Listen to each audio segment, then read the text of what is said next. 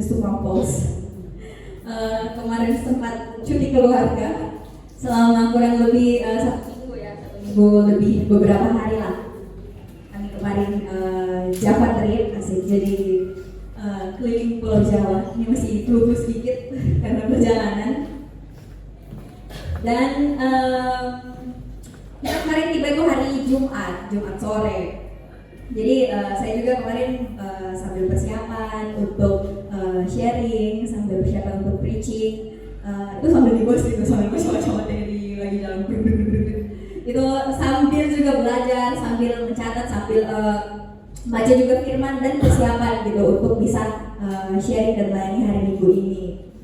Terus pas sampai hari Jumat sore di Palu, kita ada workshop ya kemarin, langsung ada workshop itu jam 6 sore. Sampainya itu sekitar jam 3 di Palu, naik bus perjalanan darat dari Makassar selama kurang lebih 22 jam. Terus pas saya cek jadwal kan, kita kemarin ada janji kampus di rumah. Pas saya cek jadwal untuk mengingatkan kembali untuk live group, ternyata pas di live group itu kebagian jadwalku juga untuk melayani sharing firman di live group. Jadi saya kayak double porsi. Awalnya kayak kayaknya sama tukaran jadwal, jadi saya mau siapa ya? Olin kah, atau Kayudi kah, atau Indah, atau Juan tuh mau tukaran jadwal. Tapi rasa-rasa tuh, aduh kayaknya agak capek gitu ya di perjalanan, beberapa hari berturut-turut. Terus abis itu persiapannya di bus lagi untuk hari Minggu saya mau sharing. Jadi kayak saya pikir kayaknya capek sekali kalau mau ini dan mau ambil dua-duanya. Jadi mendingan saya tukaran saja mungkin misalnya. Tapi saya teringat kepada leaders kita yang di sini, yang bagaimana mereka juga dengan kesibukan mereka masing-masing gitu, kayak beberapa waktu yang lalu ada Miss Ola yang lagi di tengah hektik-hektiknya persiapan pesta keluarga ya, acaranya kemarin dalam KIC dan Kayudi. Kak Ola tetap memilih gitu ya, sementara kita lagi sibuk-sibuknya IO ini, Kak Ola tiba-tiba bawa Vini ini bagaimana ini materinya, ini sudah betul ini dia punya terjemahan ini. Jadi Miss Ola sementara hektik keluarga, bendahara kemarin ya, bendahara panitia yang acara tetap memilih untuk melayani gitu loh. Terus Sir Yudi juga, Bapak Yudi yang biasanya habis dinas keluar kota, tugas keluar kota ya, hari Sabtu pulang begitu. Terus habis itu hari Minggu melayani firman gitu. Bahkan bapak saya sendiri gitu kan, yang sebulan itu bisa berapa kali pulang balik keluar kota, dan bahkan hari Sabtu pulang, terus biasa masih malam-malam di kamar dengan laptop menyusun PPT itu, habis pulang habis tiba dari bandara sampai malam itu menyusun PPT di kamar. Terus bahkan ada yang juga minggu pagi lalu barusan dari bandara langsung terus ke gereja, terus langsung melayani firman Tuhan ya kan. Jadi kayak saya berpikir kalau sedangkan mereka saja dengan kesibukan yang lebih sibuk daripada saya, yang memang lebih capek daripada saya gitu, tapi mereka tetap memilih untuk mau melayani firman Tuhan pada pagi hari ini, pada ibadah Minggu gitu. Masa saya mau cari-cari alasan gitu untuk mau tukar jadwal, saya capek gitu kan. Jadi saya bersyukur juga untuk setiap leaders yang ada di sini yang memberikan begitu sebuah panutan gitu buat kita semua, bagaimana untuk melayani Tuhan di tengah kesibukan yang ada. So thank you all the leaders for that. Dan sebelum kita lanjut lebih lagi dalam firman Tuhan, mari kita sama-sama berdoa. Ya Bapak, terima kasih buat pagi hari ini kami siap untuk mendengarkan firman Engkau Tuhan. Terima kasih Engkau sudah kumpulkan kami di tempat ini. Engkau berkati setiap hati dan pikiran kami, biar firman yang kami belajar pada pagi hari ini Tuhan itu bisa sama-sama tertanam di hati kami, bisa tertanam di hati yang subur Tuhan, dan itu bisa mengubahkan kehidupan setiap kami Tuhan. Roh Kudus berbicaralah pada setiap orang pada pagi hari ini, berkati juga hamba yang ingin menyampaikan firman Engkau Tuhan, biar Engkau sendiri Tuhan yang menaruh perkataan Engkau Tuhan di dalam hati hamba. Di dalam nama Yesus Kristus kami sudah berdoa. Haleluya. Amin. Amen. Jadi pagi hari ini kita masih dalam seri yang kemarin dibawakan sama Miss Rita dan juga Sir Yudi tentang What Shapes Us. Dan seri pada minggu ini yaitu Sanctification atau pengudusan ya, atau penyucian. Seri yang ketiga. Nah, berbicara tentang tadi sosok panutan gitu dalam kehidupan kita. Ada tidak sosok atau seseorang yang kita kagumi atau kita idolakan karena mungkin karakternya, mungkin cerita hidupnya, kesuksesannya, cara dia membawa diri atau bakatnya, atau apa saja gitu yang kita idolakan dan kita jadikan panutan, yang kita berkata saya mau seperti orang itu. Ada tidak? Ya, jawab masing-masing saja di dalam hati. Panutannya Anda itu siapa? Gitu. Nah, jadi begitu juga dengan kita orang percaya. Kita sebagai orang percaya, kita punya satu panutan yang jadi patokan yang paling sempurna di antara semua orang yang bisa dijadikan panutan atau patokannya, itu Yesus Kristus. Nah, sebagai orang percaya juga, kita menerima keselamatan lewat karya Kristus yang ada di kayu salib. Minggu lalu kalau tidak salah temanya tentang keselamatan, benar kan? Nah, itu adalah karya Kristus yang sempurna buat setiap kita, amen. Tapi karya Tuhan tidak hanya sampai kita mendapatkan keselamatan saja. Tuhan mau terus melanjutkan karyanya dalam kehidupannya kita. Nah, supaya apa? Supaya kita semakin hari setelah kita menerima keselamatan itu, kita semakin hari semakin menjadi serupa dan segambar dengan Kristus. Yang seperti tadi lagu kan? Nah, ini istilah ini biasanya disebut dan dikenal juga kalau bahasa Inggrisnya adalah Christ-like atau serupa dengan Kristus, menjadi serupa dengan Kristus, semakin serupa dengan Kristus, Christ-like, seperti Kristus, gitu kan? Nah, proses kita menjadi semakin serupa dengan Kristus inilah yang disebut dengan yang tadi, yaitu sanctification atau pengudusan. Jadi pengudusan ini adalah bagaimana kita terus menjalani proses hari demi hari, kita semakin disempurnakan, dimurnikan, dikuduskan, dan bahkan dibersihkan, sehingga kita menjadi sama dan serupa dengan Kristus. Nah, kalau mau didengar-dengar, pengudusan, atau penyucian, agak ngeri-ngeri sedang mungkin ya. Kalau kita biasa bilang, ya tapi ini orang-orang kudus gitu ya, biasa kita suka bilang orang-orang suci gitu kan.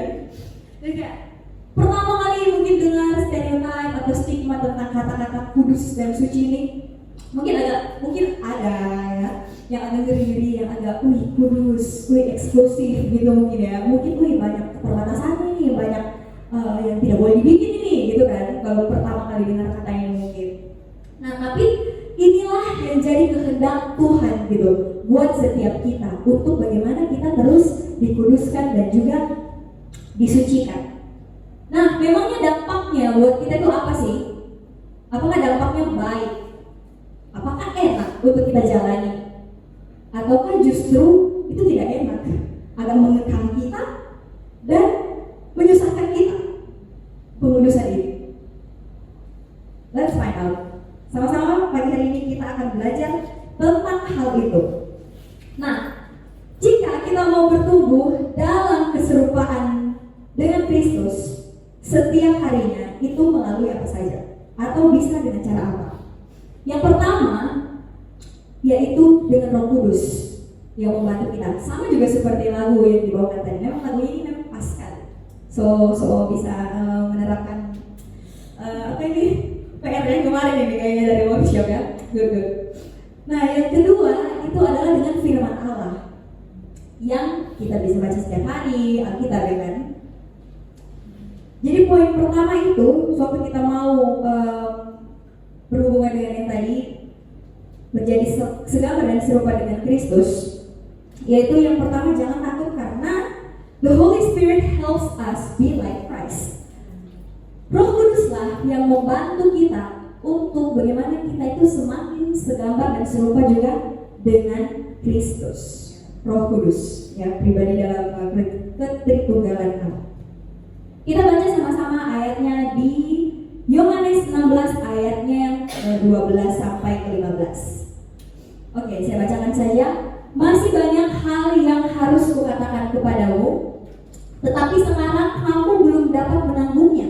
Tetapi apabila Ia datang, yaitu Roh kebenaran, Ia akan memimpin kamu ke dalam seluruh kebenaran. Sebab Ia sendiri tidak akan berkata-kata dari dirinya sendiri, tetapi segala sesuatu yang didengarnya itulah yang akan dikatakannya, dan Ia akan memberitakan kepadamu hal-hal yang akan datang. Ia akan memuliakan Aku, sebab Ia akan memberitakan kepadamu apa yang diterimanya daripadaku, maksudnya Yesus. Segala sesuatu yang Bapa punya adalah aku punya. Sebab itu aku berkata, Ia akan memberitakan kepadamu apa yang diterimanya daripadaku. Ya, inilah perkataan Yesus. Nah, jadi di sini kita bisa sama-sama, walaupun ada yang berulang-ulang yang dibilang, soal sebab itu aku mengatakan, Ia akan mengatakan apa yang diterimanya daripadaku. Maksudnya itu bagaimana? Gitu. Nah, jadi dengan ayat-ayat yang ada juga di Yohanes 14 ayat 26 bisa dibaca masing-masing saja. Di situ dibilang Roh Kudus ialah roh penghibur. Ya, dikatakan tadi, sebab jika Ia datang yaitu roh penghibur. Dia perannya apa sih gitu? Roh Kudus itu buat kita. Yang pertama yaitu sudah jelas-jelas kan roh penghibur. Dia menghibur kita.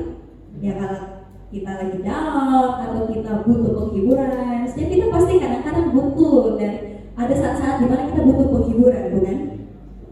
Inilah salah satu peran Roh Kudus. Dan kemudian dia juga mengajar dan menolong kita bahkan di dalam kelemahannya kita.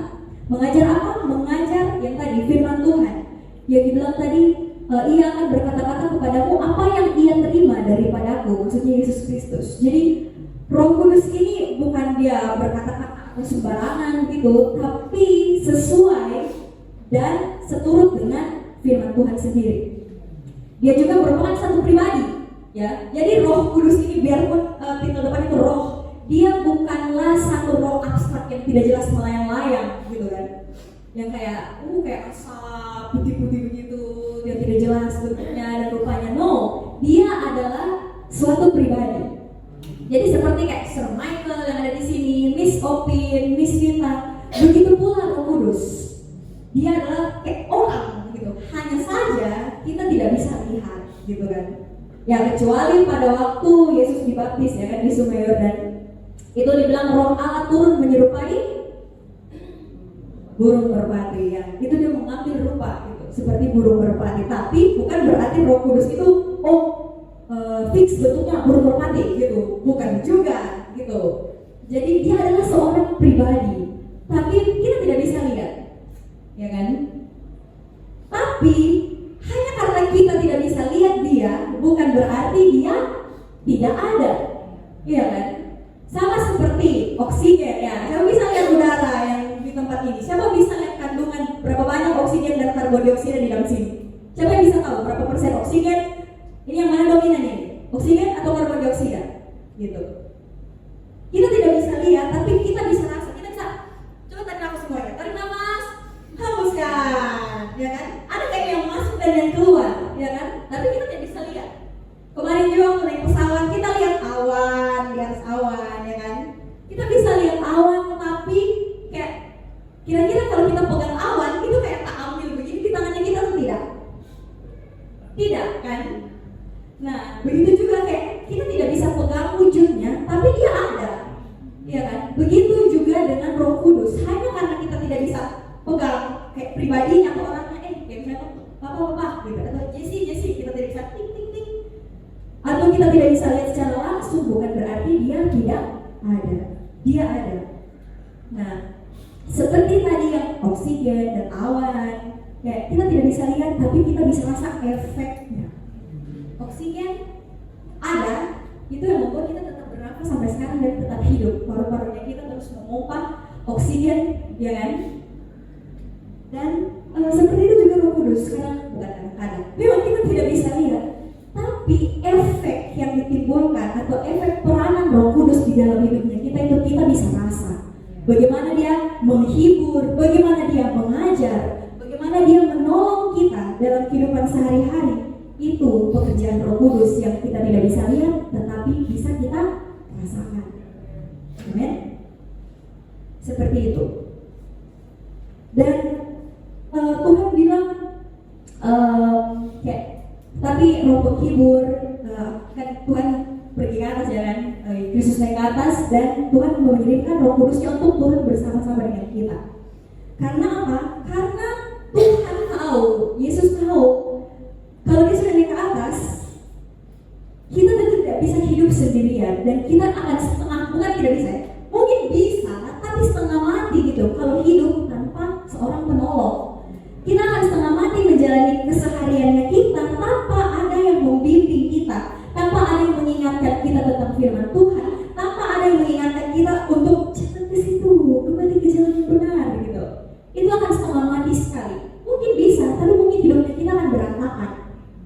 atau tidak ada yang mengingatkan, mengajar, menolong, membimbing, dan bahkan menghibur kita. Makanya dia kirimkan Roh Kudus untuk ada bersama-sama kita, bahkan untuk diam di dalam pribadinya setiap kita. Kepercayaan-kepercayaan lain atau bahkan legenda-legenda lain banyak yang bercerita tentang bagaimana manusia itu berlomba-lomba jadi dewa, ya kan? Bagaimana manusia itu bertapa, mencari ilmu ke sana kemari, berburu di sini dan di sana untuk kayak mempunyai kemampuan seperti dewa, untuk menjadi seperti Tuhan gitu. Dia mau punya kuasa, dia mau punya kekuatan, ya kan?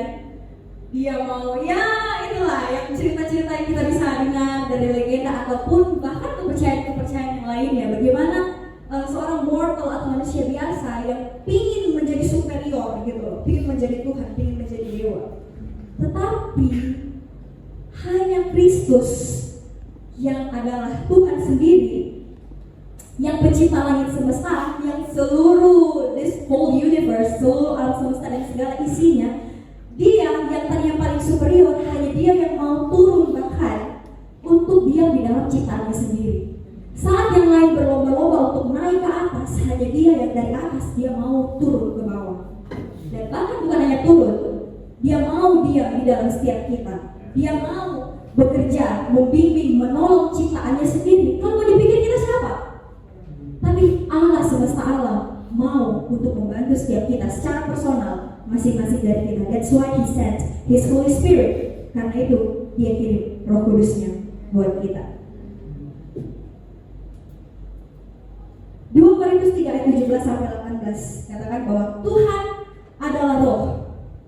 Sebab Tuhan adalah roh. Ada yang program, sorry. Dan di mana ada roh Allah, di situ ada kemerdekaan. Dan kita semua mencerminkan kemuliaan Tuhan dengan muka yang tidak berselubung.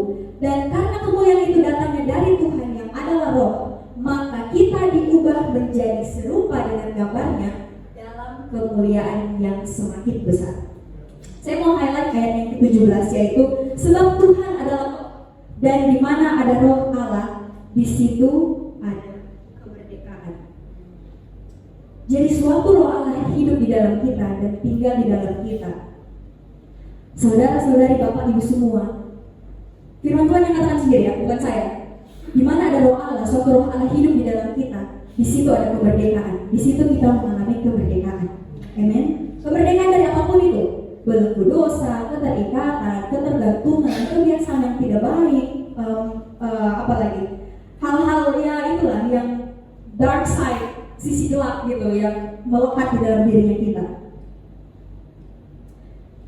Saya dulunya struggle atau bergumul dengan satu kebiasaan jelek dan berdosa yang dulu itu susah sekali untuk saya lepaskan secara personal ya. Dan itu lama baru bisa saya akhirnya betul-betul lepas dari kebiasaanku yang jelek dan berdosa ini. Dan itu waktu sebelum saya bertobat ya, sebelum bertobat ya kayak it's my dark side lah, kayak sisi gelap dari Vini gitu loh. Nah, masing-masing orang tentunya gitu ya punya kayak sisi gelap masing-masing di dirinya kita. Ya, kita tidak mau orang lain tahu gitu. Iya kan? Pasti, setiap orang itu pasti punya, karena ya itulah manusia pada nature-nya atau sifat alaminya dan dasarnya adalah berdosa gitu. Nah, dan mungkin bahkan orang tuanya kita tidak tahu sisinya kita yang itu. Mungkin bahkan circle bestie-bestie terdekatnya kita mungkin tidak tahu juga tentang sisinya kita yang itu. Ya kan, sisi yang kita tidak mau dunia tahu gitu tentang kita yang itunya gitu. Karena itu saking begitu gelapnya. Do you have that kind of dark side? Kamu punya tidak? Satu sisi gelap yang seperti itu gitu. Ya saya punya gitu. Dan inilah hal yang saya lama sekali bergumulkan. Dan ini kan sebelum saya bertobat. Sesudah pun saya bertobat, waktu itu kelas SMP. Sesudah saya bertobat, saya masih sekali-sekali jatuh dalam dosa yang sama. Tidak sesering sebelum saya bertobat, tetapi sekali-sekali kadang-kadang itu masih tetap jatuh di dosa yang sama. Why?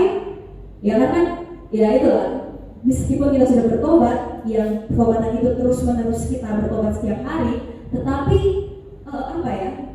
sifat manusia yang rentan terhadap dosa ini masih melekat gitu. Jadi sekali-sekali tetap juga masih jatuh ke dalam dosa yang itu tadi. Hal yang membuat saya berpikir dan merenung kembali yaitu waktu saya didoakan menerima Roh Kudus, ya. Doakan untuk menerima Roh Kudus. Di situ dari momen itu saya akhirnya mulai mempunyai satu pemikiran yang berbeda dari sebelumnya. Ya seperti ini, kayak kita kan semua ini pasti anak dari seseorang lah ya, mama, papa gitu kan. Dan di samping semua kekurangan dari orang tua kita sayang tidak sama mama bapak kita? Kita sayang tidak sama papa atau mama? Mungkin ada yang lebih dekat ke papa, ada yang lebih dekat ke mama gitu kan, atau mungkin kedua-duanya ya kan, which is very good. Oke, kita sayang tidak dengan orang tuanya kita? Do we love them? Yes, right? Kita sayang kan?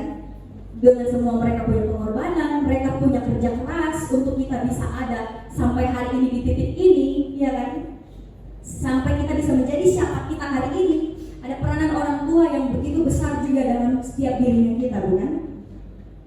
Nah, tapi terkadang sebagai anak, kita tidak bisa pungkiri kalau kadang-kadang kita tidak sengaja melukai hati orang tuanya kita. Tanpa sadar ya saya kadang-kadang, tanpa sadar dan tanpa sengaja, ya kan?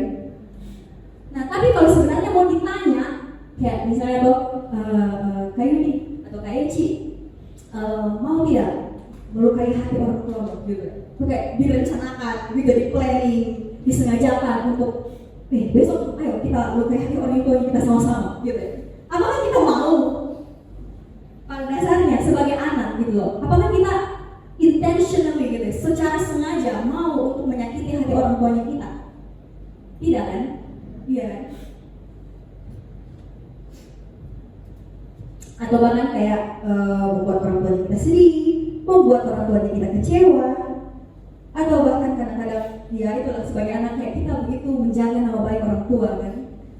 Apakah kita mau dengan sengaja merusak nama baik orang tua? Tentu saja tidak, right?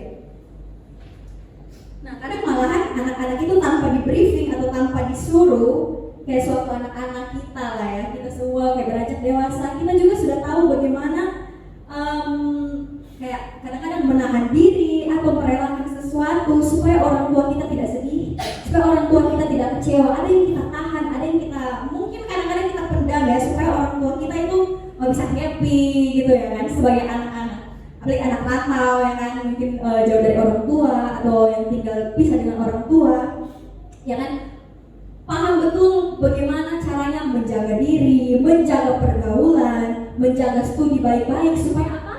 Tidak mengecewakan orang tua. Supaya apa yang diingat? Oh saya harus kasih bangga mama papa, saya tidak boleh kasih sedih mama papa yang bisa di kampung, kayak gitu kan. Nah, jadi kayak kenapa kita berpikir seperti itu? Karena kita sayang gitu kan sama mereka. Jadi motivasinya untuk tidak mau mengecewakan atau buat sedih mereka bukan karena saya takut nanti marah papa mama kalau saya misalnya bergaul sembarangan, saya takut nanti sampai di rumah nanti saya mau dihukum, tidak kasih jajan sebulan ya kan gitu. Tetapi di atas rasa takut yang tadi, kita memilih untuk menahan diri dan mendisiplinkan diri karena kita sebenarnya sayang sama mereka dan kita tidak mau kasih kecewa mereka, bukan? Jadi motivasi yang tadi itu muncul bukan karena berdasarkan ketakutan, tetapi berdasarkan karena kasih atau rasa sayang. Begitu juga dengan Tuhan. Mindset yang diubahkan waktu itu saya didoakan waktu terima Roh Kudus itu seperti ini. Kayak waktu keinginan dan pikiran untuk melakukan kesalahan atau dosa itu datang dan itu begitu menggoda, pikiran yang datang adalah seperti ini. Wah, kayaknya kemarin itu waktu saya buat dosa ini, waktu saya lakukan ini, kayak betul-betul kayak saya tuh menyakiti dan buat sedih hati Tuhan gitu loh. Kayak betul-betul kemarin saya mengecewakan Tuhan dengan apa yang saya lakukan. Dan dari situ saya akhirnya memutuskan dan merasa kayak saya tidak mau lagi gitu loh bikin kecewa kau Tuhan. Saya tidak mau lagi bikin sedih kau Tuhan. Jadi kayak because of what? Bukan karena takut tidak mau dapat berkat, takut tidak mau diberkati pekerjaan, studi dan lain-lain. Tetapi when we repent and we receive salvation, suatu kita bertobat menerima keselamatan, bahkan menerima roh Allah, kita kasih kita kepada Tuhan itu yang akan mengubahkan hidupnya kita sendiri, amen. Because we love God, we don't do that. Karena kita mengasihi Tuhan, kita memilih untuk tidak melakukan itu, bukan karena takut, tapi karena kasih. Dan itulah yang Tuhan kerjakan dalam hidupku. Dan sampai sekarang, seperti ayat tadi, ya sampai detik ini pun akhirnya semenjak saat itu saya tidak pernah lagi jatuh ke dalam pergumulan yang tadi dan dosa yang tadi saya lakukan. Karena Holy Spirit is the one who reminds me. Holy Spirit, Roh Kudus yang mengingatkan saya dan memperbaharui saya dan menyucikan saya, menguruskan saya pikiran dan hatiku untuk bagaimana semakin hari semakin serupa dengan Kristus.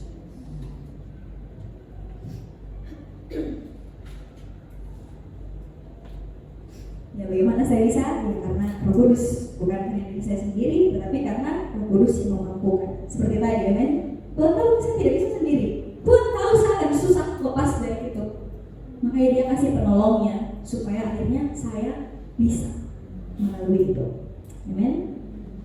Ya jadi kayak Roh Kudus itu mirip-mirip kayak alarm gitu juga, peran dan fungsi sama kayak alarm gitu kan. Kalau ada sesuatu yang sudah mulai membahayakan kita, sesudah mulai berjalan ke arah yang tidak betul, ya kan, ini bahaya, jangan ke situ, gitu kan. Kau pernah tidak rasa kayak suatu kau mau melakukan sesuatu yang salah atau bahkan mengarah kepada dosa, kayak ada sesuatu di hati kecilnya kalian yang berkata, gitu.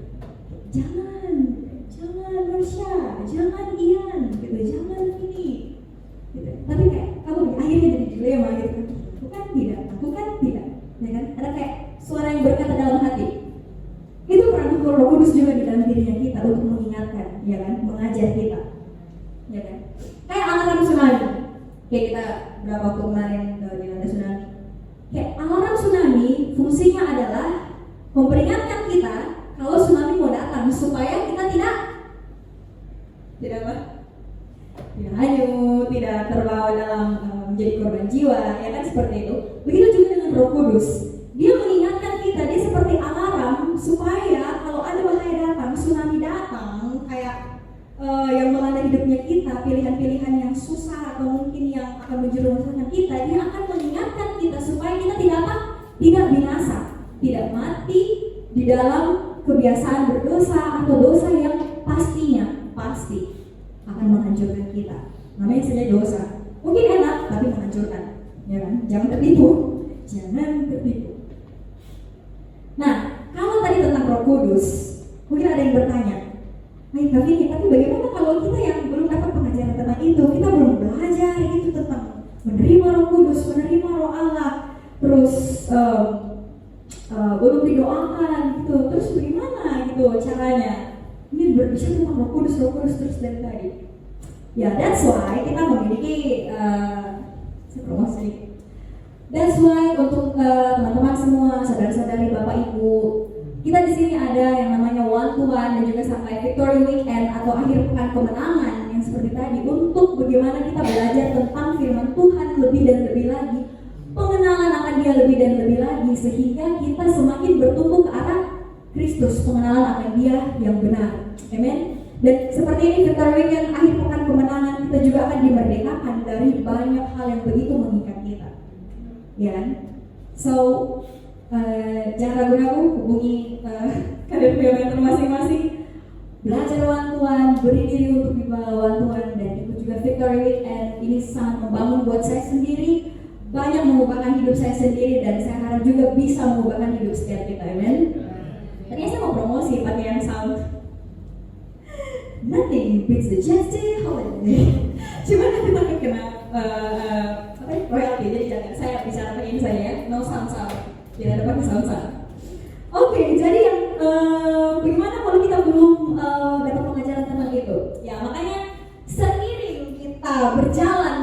itu, dan seiring kita belajar dan mengenal Kristus lebih lagi, kita punya satu hal yang jelas-jelas Tuhan sudah kasih dan ada di depan matanya kita semua yang kita bisa akses, yaitu poin kedua.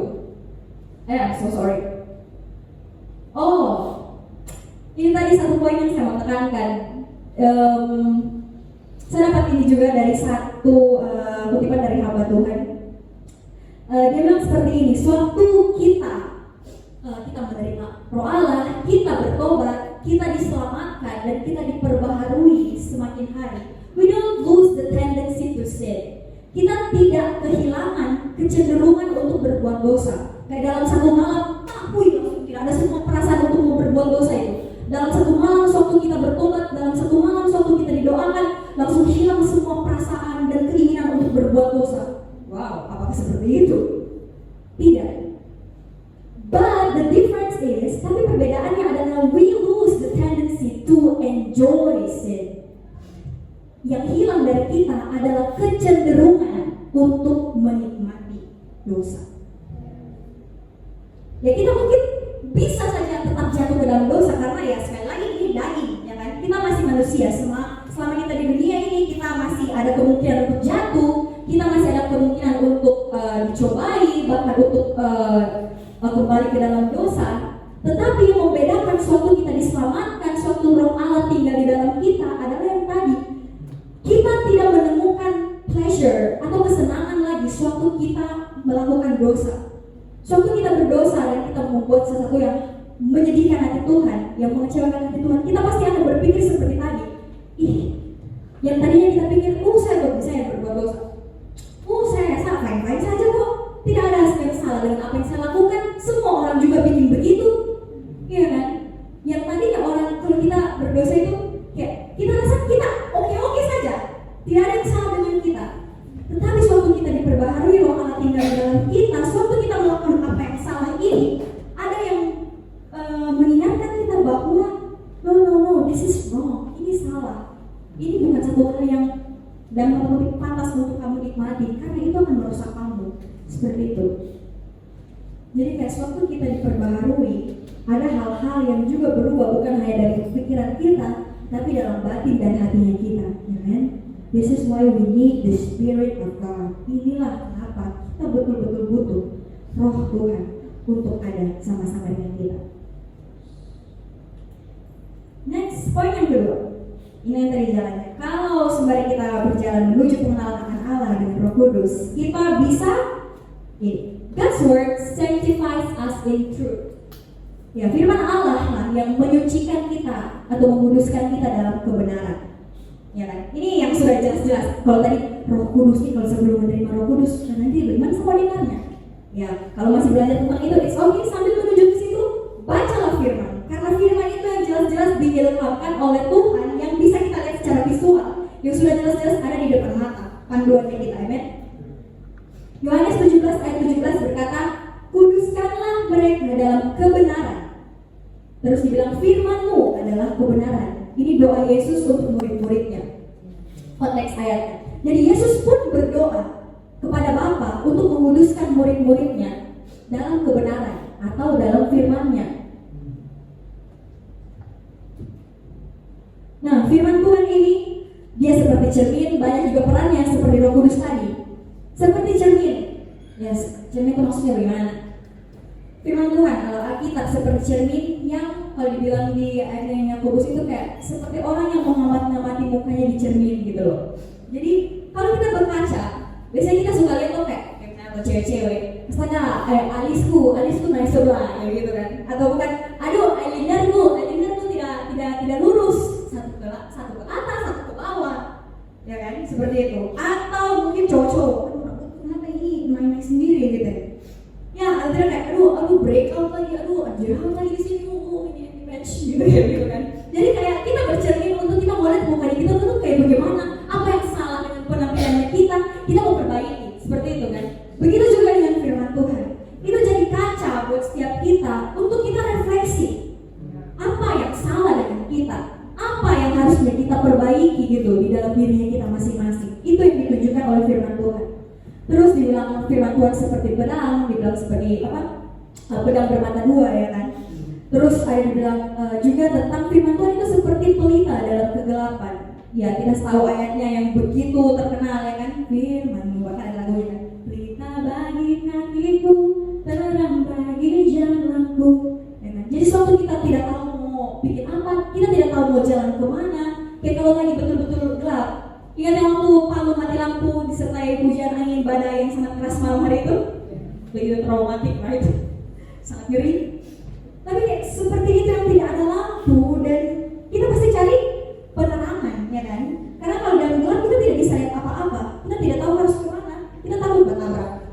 Nah, that's why firman Tuhan ada juga supaya kita bisa lihat jalan kemana, kita bisa tahu tentang keputusan apa yang harus kita ambil dan tidak kita ambil. Itulah gunanya juga firman Tuhan. Juga Allah berbicara kepada kita melalui Roh Kudus juga lewat firman-Nya juga. Dan seperti yang tadi dibilang firman Tuhan itu seperti kaca buat kita dan itu juga memperbaharui kita. Saya juga ingat lalu bagaimana saya terkoreksi dan ditegur juga lewat firman Tuhan. Waktu itu saya ingat lagi ada acara gereja, satu event gereja di mana kita kayak ada kelas, waktu itu ada kelas. Terus ada salah satu leader datang dan waktu itu dia bilang, Vini, nanti sebentar, ini sudah hari H nih, sudah hari H dan sudah mau mulai acaranya. Dan akhirnya salah satu leader dia bilang, Vini, oke kamu sebentar yang pimpin pujian ya. Kamu sebentar ya lead untuk pujian penyembahan di acara ini. Awalnya kan saya tuh kayak kaget ya, karena wah ditunjuk secara langsung gitu, kayak saya tidak ada persiapan gitu kan. Gitu, kayak meskipun kita memang dilatih gitu untuk ya kita be ready untuk serve. Tapi saat itu saya agak sedikit kesel, jadi kayak saya bilang, saya tidak bisa, gitu. Saya tidak bisa, dan agak sedikit tidak enak lah nadanya, gitu. Tidak bisa. Terus saya tidak bisa, dan saya tidak mau, gitu. Karena baru mendadak sekali dan saya tidak mau. Dan sudah akhirnya saya tidak ditunjuk yang lain. Tapi sampai di rumah itu saya merenung dan Roh Kudus bilang gitu sama saya kayak iya mungkin betul memang kayak saya pikir saya mau dan bisa di-briefing dari beberapa waktu sebelumnya supaya saya juga bisa persiapan dengan baik lagunya, chordnya, apanya segala macam dan tidak kalang kabut, tiba akal gitu. Ya itu mungkin betul Vini gitu ya. Kau mungkin maunya persiapan dulu, tidak langsung ditunjuk secara mendadak. Tetapi caramu menyampaikan, caramu merespon dan menjawab itu tidak benar. Dengan kayak terus saya tidak mau dan saya gitu. Dan akhirnya setelah beberapa hari setelah ditegur dengan hal itu ya kan, ditegur dengan siapa yang hafal 2 borok di Galatia, kasih, lagi sukacita dan sejahtera, kebaikan, kemurahan, kesetiaan, ya kan. Ada tentang kasih di situ. Dan dalam 1 Korintus 13 kasih itu sabar, ya kan. Terus ada dibilang kasih itu murah hati, tidak memegahkan diri dan tidak sombong, ya. Ya saya tegur juga di situ, jadi kayak tidak, kau tidak boleh menganggap selamanya itu kau itu benar, gitu. Meskipun mungkin ada beberapa persen yang benar, tapi tetap ada hal-hal yang kau lakukan itu dengan cara yang salah. Gitu. Jadi kayak ditegur juga dalam hal itu dan itulah firman Tuhan bagaimana mengingatkan saya secara pribadi untuk tidak sombong, tidak memegahkan diri dan tidak gengsi gitu ya untuk mau mengaku kalau saya itu salah dalam hal itu. Itu kan? Biasa kalau gengsi tidak mau minta maaf itu artinya sombong. Karena kita berpikir kita yang paling benar. Right? Ya kan? Tapi firman Tuhan katakan love is patient, love is kind, it does not boast, it does not envy. Jadi kayak kasih itu termasuk itu loh. Tidak sombong, tidak memegahkan diri itu masuk ke dalam kasih. Jadi kayak akhirnya hari Minggu setelah ibadah, saya lupa setelah atau sebelum ibadah, akhirnya saya dengan rasa gugup dan sangat malu sedikit banyak. Akhirnya saya ketemu dengan leader ini dan akhirnya saya berbicara berdua dan akhirnya saya meminta maaf ya, maaf kemarin saya responnya seperti itu gitu, saya maksudnya seperti ini tapi seperti itulah, agak sedikit rude atau kasar.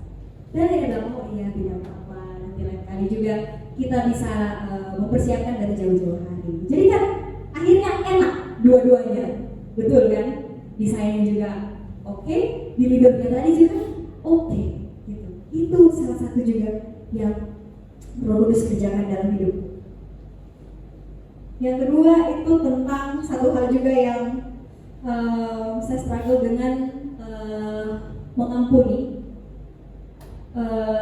Ada satu sosok, sudah lama sih, tapi satu sosok dalam hidupku ini saya susah ampuni karena ada satu hal yang dia bikin yang itu begitu berdampak sama hidupku secara jelek gitu menurutku, secara tidak bagus, dan itu saya susah untuk maafkan hal itu. Dan saya tidak bisa ulang kembali waktu dan peristiwa, tapi itu efeknya tidak bagus sekali buat saya, dan saya benci sama orang ini karena apa yang dia lakukan. Lama baru bisa akhirnya saya lepaskan pengampunan buat si sosok ini. Ya mungkin kita juga punya itu dalam hidup kita, ada orang-orang yang kita susah untuk maafkan, ampuni dan melepaskan pengampunan, dan kita mungkin berkata, iya sih, kau tidak tahu apa yang dia bilang sama saya, atau bahkan iya sih, gampang kau bilang dia mengampuni, tapi kau tidak lihat kan apa kelakuannya yang dia bikin sama saya. Atau bahkan dia mengampuni, tapi kau tidak mengerti sesakit apa dia bikin saya.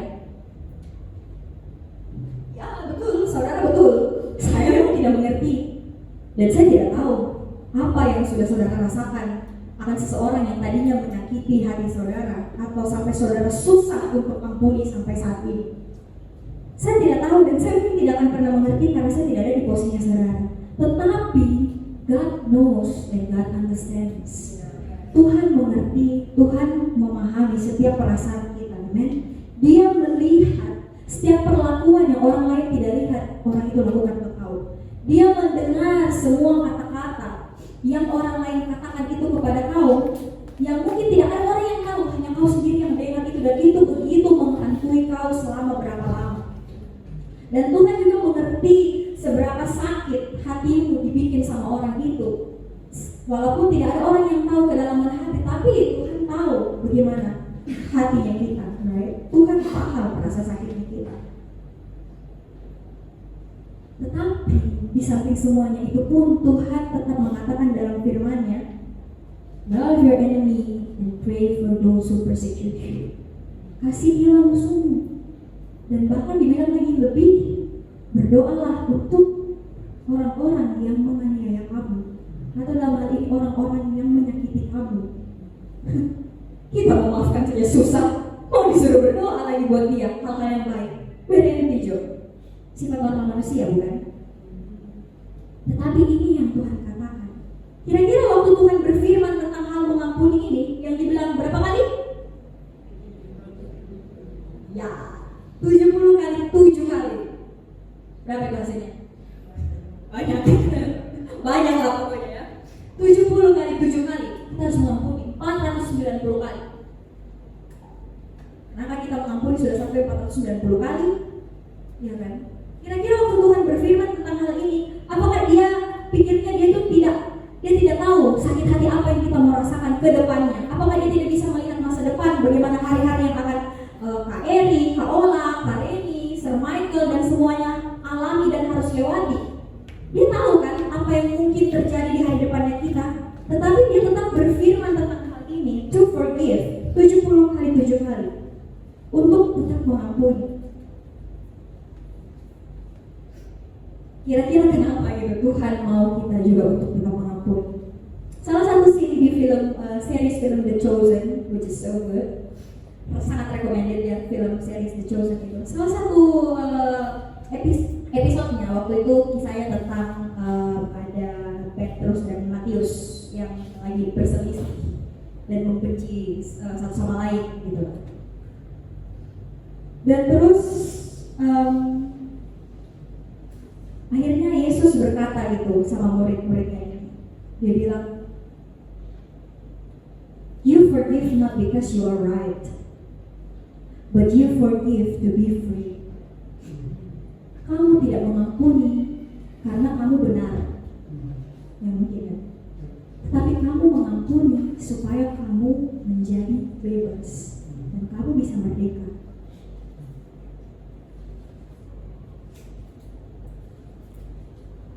Tuhan tahu kok, dan bahkan Tuhan lihat, dan bahkan kamu bayangkan bagaimana rasa sakit itu dan kayak kepahitan atau sosok seseorang ini yang tiap kali kamu ingat dia selalu terasa sakit. Tiap kali muncul dia punya postingan di sosmed, kamu rasa kecewa. Tiap kali kamu ingat namanya, yang muncul hanyalah perasaan yang sakit, yang hanya adalah air mata dan kesedihan yang begitu dalam gitu. Tuhan tahu seberapa sakit kamu rasakan itu. Dan that's exactly why, itulah justru mengapa Tuhan mengatakan untuk mengampuni, karena dia tahu seberapa tersiksanya kamu karena kamu tahan itu dalam hatinya, kamu rapat-rapat, kamu tahan itu kebencian. Kita begitu membenci, tidak mau mengampuni, kita tidak mau lepas itu, sehingga setiap kali kita tersinggung tentang hal itu, ada yang lewat, ada yang teringat, yang kita rasakan hanya apa? Sakit, luka. Tuhan tahu kok seberapa kita terikat dengan itu. That's why Tuhan bilang mengampuni. Supaya apa? Supaya kita bisa terlepas gitu dari yang sakit yang tadi. Siksa kan kalau kita menahan benci itu sendiri dalam diri kita. Sakit kan? Tidak enak kan kalau kita terus-menerus membawa beban itu, membawa luka itu dan kesakitan itu terus-menerus di jalannya kita. Right? And that's exactly why God says, forgive it so you can be free. Lepaskan pengampunan supaya apa? Bukan karena ya saya paling benar dong, dia salah, ya mungkin, tetapi di atas semuanya itu supaya kamu menjadi bebas, kamu menjadi merdeka dari kesakitan dan luka-luka yang tadi. Seperti ayat yang dikatakan tadi, Allah Tuhan itu adalah roh, dan di mana ada roh Allah, di situ ada kemerdekaan. When the Spirit of God is in you, roh Tuhan ada dalammu, kamu benar-benar merdeka dan bebas. Saya akan tutup dengan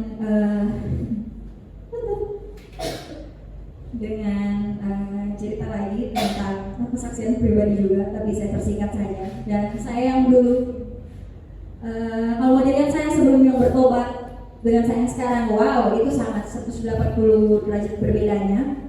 Bisa tanya ke bapak saya.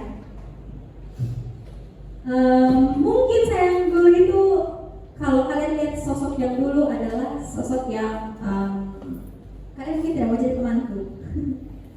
Karena kenapa? Saya itu dulu sangat-sangat cuek. Saya tidak understand people so well. Saya tidak mau mengerti orang. Saya fokus dengan diriku sendiri. Saya masa bodoh dengan orang lain, ya kan? Terus agak kasar ya. Agak kasar, ya teman-teman bisa lihat orang-orang rumah, wah dulunya itu sangat-sangat kasar, attitude-nya sangat-sangat tidak baik. Terus kadang-kadang kalau saya marah atau emosi gitu, kadang-kadang saya tidak bisa kontrol mulut dan attitude-ku, apalagi kepada orang-orang rumah, ya terutama orang tuaku yang saya tahu dan segala macam. Sampai pernah ya sekali waktu ditegur, saya tidak suka kalau saya ditegur, ya kan? Siapa yang suka ditegur? Tidak ada kan? Tapi ya itulah. Saya tidak suka ditegur, saya tidak suka dimarah begitu, dan akhirnya saya waktu itu banting pipi, pas dimarah langsung kasih tinggal. Saya lupa waktu itu mama atau apa, kasih banting pipi, marah-marah. Ya itulah banyak hal-hal yang tidak menyenangkan, dan saya juga dulu orangnya bodoh amat sama orang, jadi kayak tidak ada tulisan, halo happy Sunday, apa kabar, dari mana, oh jurusan ini, no, I will focus on myself. Saya akan fokus dengan diriku sendiri. Saya tidak akan mau cari repot untuk kenalan sama kau. Saya tidak akan mencari repot tahu kau seperti apa, karena saya kayak masalahku sendiri saja, atau dengan diriku sendiri saja ini belum beres, tambah lagi sama teman-teman dan kau gitu yang masuk ke hidupku, gitu kan? Ya itulah pemikiranku pada waktu itu. Saya tidak akan repot-repot untuk mau bersosialisasi dengan orang, karena saya pikirku ya kalau kau tidak tegur saya tidak mau tegur kau duluan, buat apa? Jadi kayak ya tunggulah kau tegur duluan. Ya intinya kayak begitulah, agak dengan yang tadi juga dengan sisi-sisi kelam yang banyak. Ya bukan tipe-tipe orang yang sepertinya enak untuk dijadikan teman. dan enak untuk diajak cerita, ya yang seperti itu. Tetapi suatu saya bertobat di kelas 2 SMP, waktu itu dilayani juga pertobatan dengan kebanyakan Tuhan. Ada waktu itu saya ingat Kak Enci, Miss Vita, dan akhirnya saya terus disempurnakan dan juga terus dikuduskan sampai dengan hari ini, sampai dengan saat ini. Dan ingat, proses pengudusan yang tadi itu, sanctification dan proses penyucian itu tidak terjadi dalam satu malam, kan? Bukan berarti karena kita, oh ya Tuhan saya mau dikuduskan oleh-Mu, saya mau bertobat Tuhan, saya undang Roh-Mu datang. Hari Seninnya besok kita langsung, sangat suci gitu, tiba-tiba kita langsung shalom, kita langsung perkataannya enak, kebiasaan-kebiasaan yang mungkin tadinya kita agak kasar, langsung jadi lembut, lemah lembut. Kita mungkin yang tadi langsung susah mengampuni, langsung jadi setengah, langsung jadi enak sekali mengampuni. Ya pokoknya langsung berubah dalam satu malam. No. Pengudusan itu dan tadi proses pengudusan itu tidak terjadi dalam satu malam. Itu terjadi terus menerus, hari demi hari kita terus diperbaharui. Bayangkan saya tanya dari kelas SMP sampai saat ini sudah lulus kuliah, masih pun tetap terus dibersihkan dan terus diperbaharui.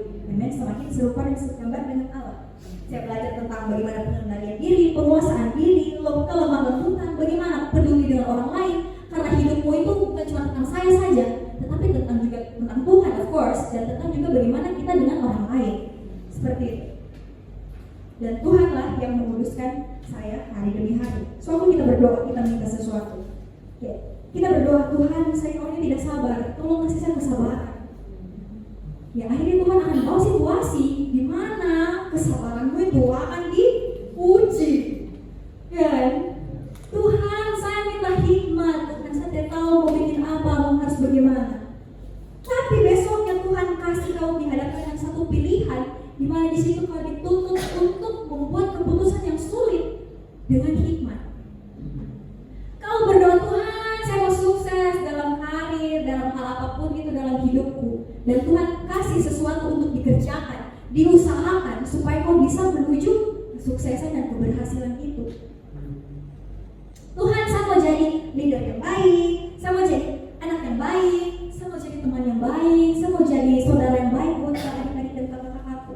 Dan Tuhan akan kasih kondisi di mana kita juga akan diuji dan juga akan diperhadapkan dengan sesuatu hal di mana kita bisa pilih, kita mau jadi kakak yang baik di situ atau tidak, kita mau jadi seorang leader yang baik di situ atau tidak, kita mau jadi seorang anak yang baik di situ atau tidak.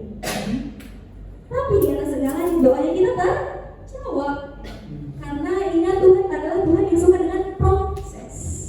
Jadi tidak instan Dia kasihkan, tetapi harus ada yang kita lewati untuk kita mendapatkan apa yang kita minta. Karena Dia tahu kalau sesuatu yang instan kadang-kadang gampang untuk dilepaskan, gampang untuk dilupakan. Tetapi sesuatu yang kita dapatkan melalui proses dan melalui sesuatu yang betul-betul kita perjuangkan dan kita berusaha, ada effort di situ. Itu yang biasanya kita pegang baik-baik, kita ingat baik-baik, dan kita tanamkan baik-baik di dalam diri kita masing-masing. Amin. Jadi untuk apa kita dikuduskan dan disucikan? Karena yang pertama itu untuk kebaikan diri kita sendiri, ya kan, seperti yang tadi Tuhan mau kita untuk merdeka dan bebas. Yang kedua juga supaya orang lain bisa lihat Kristus yang hidup dalam dirinya kita. Bagaimana kita mau jadi kesaksian, bagaimana orang lain mau lihat dirinya Kristus dalam dirinya kita kalau kita tidak hidup mencerminkan Dia. Dan bagaimana kita mau hidup mencerminkan Kristus kalau kita tidak pernah mau buka hati untuk kita disucikan dan kita dimurnikan, sanctification yang tadi, ya kan, untuk Tuhan bersihkan. Jadi seiring kita jalan menuju panggilannya Tuhan, kita jalan menuju pengenalan akan Dia, dan seiring juga kita pergi menjadikan semua bangsa murid, Tuhan itu mau betul-betul untuk membentuk kita dan membersihkan kita, terus menyucikan dan menguduskan kita dan menyempurnakan kita. Yang salah, tidak tunggu sempurna dulu baru Tuhan mau pakai, atau tidak tunggu sempurna dulu baru kita bisa jalan, atau tidak tunggu sempurna dulu baru kita bisa pergi. Tetapi seiring kita jalan, Tuhan terus menyempurnakan. Jadi kita jalan dulu, baru Tuhan terus sempurnakan. Iya kan? Kita ambil step dulu dong, kita ambil langkah dulu. Seperti lagu historinya Ian. Kita juga lalu nyanyi waktu di perjalanan ke pesta nikahnya. Cek. Pesta nikah kakaknya Nina lalu, dengan Theo juga lalu. yang lagunya CGR. Dia tuh hebat, liriknya tuh bagus. Katanya, tak perlu tunggu hebat untuk berani memulai apa yang kau impikan. Hanya perlu memulai untuk menjadi hebat dari yang kau impikan, ya kan? Jadi tidak perlu tunggu sempurna dulu untuk bisa kita jalan, tapi kita jalan dulu untuk memulai kita semakin disempurnakan. Ya? Jadi pertanyaan akhirnya adalah, maukah dan apakah kita mengizinkan Tuhan untuk menyempurnakan kita? Maukah kita buka hati untuk Tuhan terus kuduskan kita, untuk Dia terus sanctify kita, untuk Dia terus menyempurnakan kita dan mau mengubahkan kita atau tidak? Amin. Untuk firman Tuhan, mari kita berdoa. Tuhan, terima kasih buat firman Engkau pada pagi hari ini Tuhan. Kami bersyukur untuk setiap reminder, untuk setiap pengingat yang Kau berikan kepada kami Tuhan. Bagaimana kami untuk setiap hari Tuhan terus menerus disempurnakan, disucikan Tuhan, hati dan pikiran kami Tuhan akan pengenalan akan Engkau yang terus menerus Tuhan. Bapa, pagi hari ini kami undang Engkau Tuhan untuk masuk dalam hati kami dan juga untuk mengubahkan setiap hati dan pikiran kami yang tidak benar Tuhan, hati dan pikiran kami yang perlu dibersihkan Bapa. Kami undang Roh Kudus Engkau di tempat ini untuk memperbaharui setiap kami, untuk menguduskan setiap kami Tuhan, bahkan untuk membersihkan setiap kami Tuhan. Here we are Lord, sanctify us. Tuhan, ini kami Tuhan, kuduskan kami Tuhan, untuk semakin menjadi serupa dan segambar dengan Engkau Tuhan, supaya kami bisa merdeka, supaya kami bisa dibebaskan Tuhan dengan hal-hal yang begitu mengikat setiap kami Tuhan. Dan biar Roh Allah tinggal di dalam kami, Roh Allah turun terhadap kami pagi hari ini Tuhan dan mengubahkan hidup setiap kami. In Jesus Christ name we pray. Amen.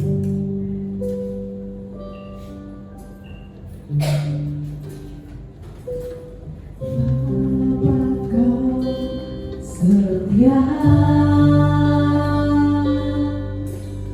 takkan meninggalkan, karena ku tahu Engkau milikku dan ku milikmu. Ini perjuangan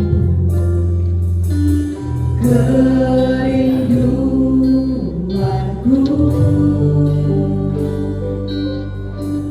tinggikan namamu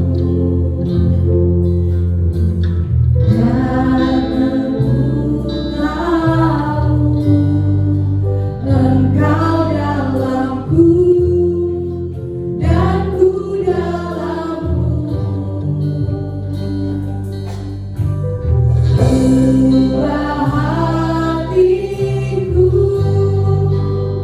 seperti hatimu, setulus salibmu, kasihmu Tuhan.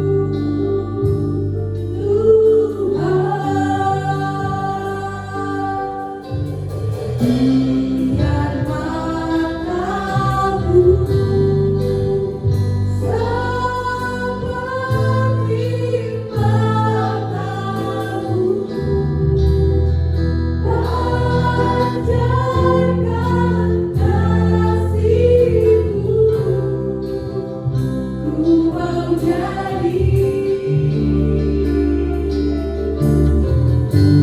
seperti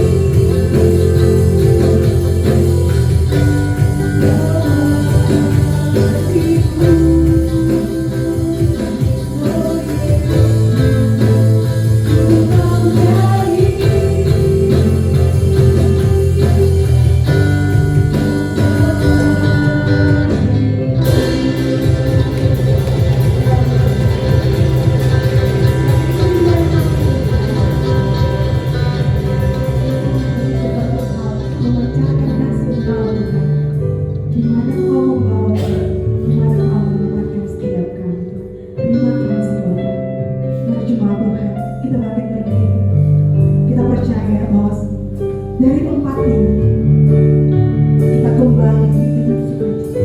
Kita kembali tidak dengan berbeban berat. Kita kembali dengan satu pengharapan.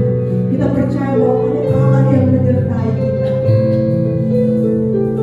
Kita percaya bahwa ada berkat Tuhan yang terus menyertai kita. Terima kasih.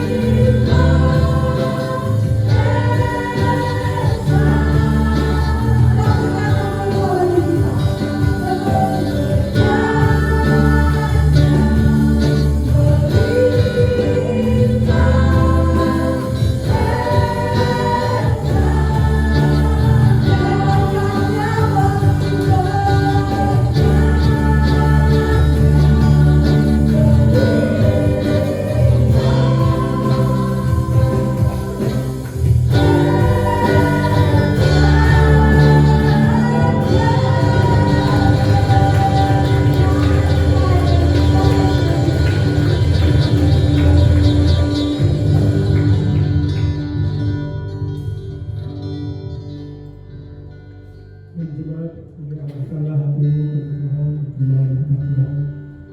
Kasih karunia dan Bapa di surga menyertai setiap saudara. Kemampuan yang dari Tuhan, suatu Tuhan mengandalkan wajahnya kepadamu dan memberikan kasih karunia pada kau, untuk kau mampu melakukan setiap firman-Nya, setiap apa yang Dia kehendaki untuk kau lakukan.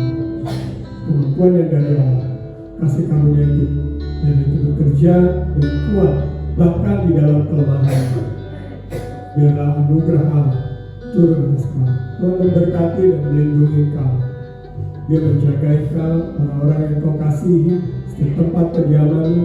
Dia memberkati, dilindungi pada waktu kau masuk dan pada waktu kau keluar.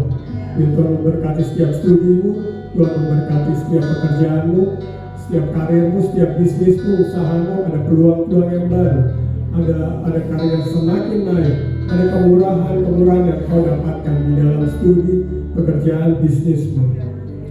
Dia Tuhan menyinari kau dengan cahaya wajahnya, dan Dia menghadapkan kau, menghadapkan wajahnya padamu dan memberikan kau damai sejahtera. Biar damai sejahtera yang dari Tuhan turun atas kau di dalam setiap aspek hidup. Dari saat ini sampai Maranatha, Tuhan Yesus datang berokat. Diberkati di dalam nama Tuhan Yesus Kristus. Saya percaya, katakan amin.